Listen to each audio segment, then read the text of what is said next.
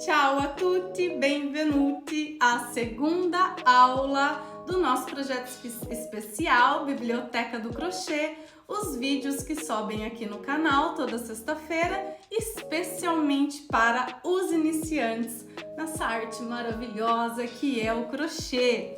A aula de hoje é sobre o ponto baixíssimo e o ponto baixo. A gente vai aprender a tecer esses dois pontos, qual é o nome deles também em inglês e em italiano e qual é o símbolo deles nos diagramas, nos gráficos de crochê.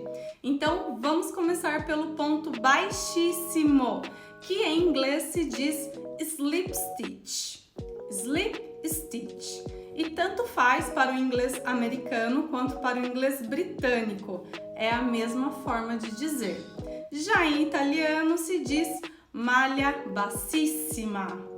Maglia bassissima é o ponto baixíssimo em italiano e o símbolo deste ponto é este daqui. Este é um símbolo que é uma bolinha, uma bola perfeita, uma esfera redonda, sempre preenchida de tinta na cor do gráfico, no caso. E o ponto baixo, eu tô até lendo aqui para eu falar certinho para vocês, que eu não quero errar. O ponto baixo em italiano se diz maglia bassa e em inglês americano, vou até confirmar aqui, é o single crochet. Então, no inglês americano, single crochet. E no inglês britânico se diz double crochet. Eu fiz aqui uma colinha para eu não falar errado para vocês. Então, em italiano, maglia bassa. Em inglês americano é o single crochet e em inglês britânico é o double crochet. E o símbolo dele vai ser sempre uma cruz ou um xizinho. Aprendido tudo isso, compartilhado tudo isso, agora vamos à execução desses dois pontos. Seguimos então com a correntinha que a gente aprendeu na aula anterior e elas serão a base para a construção dos nossos pontos.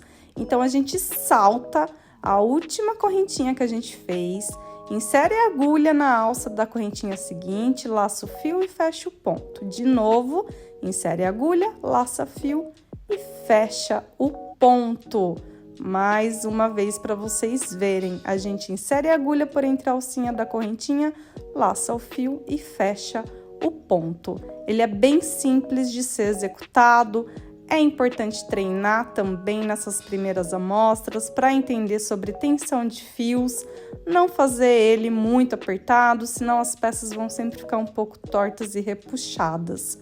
O ponto baixíssimo é muito utilizado em pontos de acabamento, para encerrar carreiras, para saltar muitas vezes espaços de pontos onde não teceremos mais nenhum outro ponto, enfim, e ele fica assim bem baixinho, ele é excelente para acabamento, eu utilizo muito.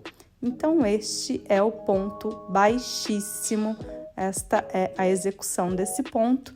E agora vamos ao ponto baixo.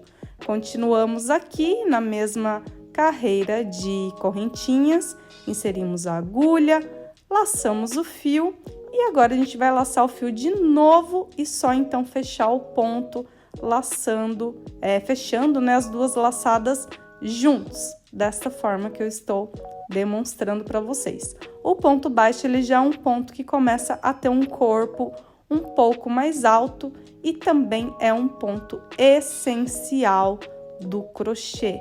Então, laçou o fio de novo, fechou as duas laçadas juntas.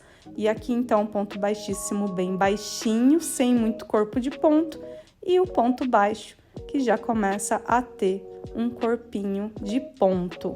Então, agora vamos até o final da carreira, seguindo essa sequência e praticando. Praticar é essencial.